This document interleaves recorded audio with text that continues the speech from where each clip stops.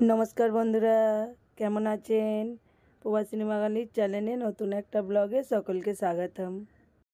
আজ শুক্রবার, দুপুর এখন 12টা বাজে। সকালে তো রঞ্জনার বাড়িতে গিয়েছিলাম, ওটা তো আপনাদেরকে দেখিয়েছি।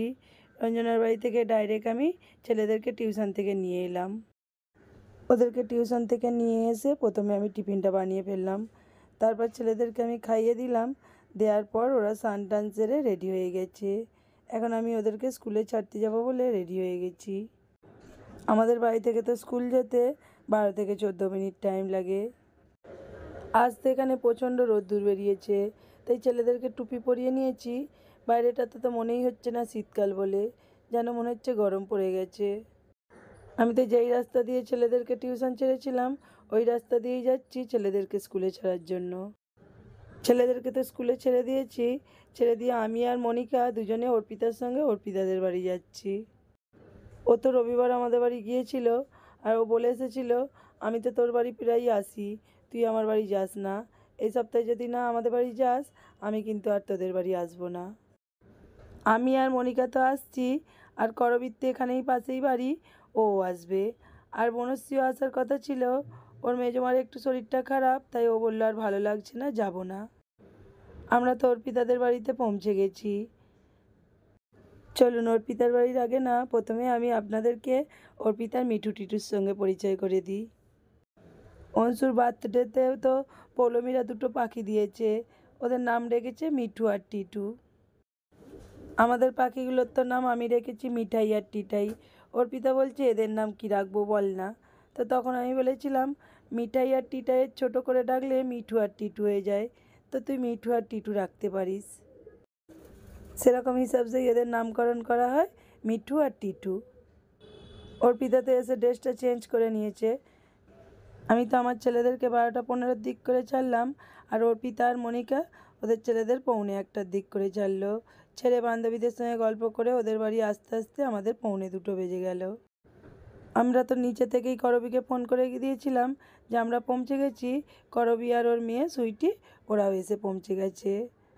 করবীদের বাড়ি থেকে তো অর্পিতাদের বাড়ি 2 মিনিট টাইম লাগে, দুটো বিল্ডিং এদিক ওদিক। করবী তো ছেলেগুলোর জন্য জুস আর কুরকুরে নিয়ে এসেছে।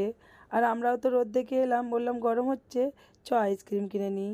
আমরা গিয়ে একটু সবাই মিলে আইসক্রিম খেয়ে নেব। ছেলেদের জন্য যতই জুস আনুক, আইসক্রিম তো সবাই পছন্দ করে। আর ছোটো ছেলেটা এমনিতেই কদিন বলছে গোলা খাবো, ভাবছি যাওয়ার সময় ওদের সবাইকে গোলা কিনে দেব।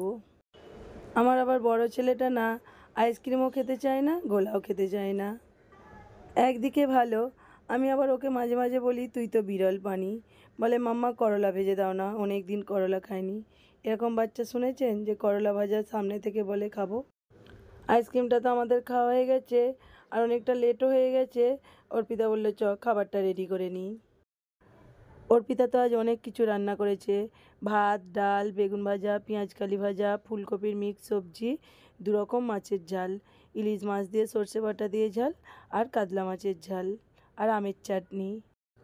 ওকে তো বলেছিলাম সিম্পল রান্না করবি, ও তো এত কিছু রান্না করেছে, কোনটা খাবো আর কোনটা খাবো না বুঝতেই পারা যাচ্ছে না।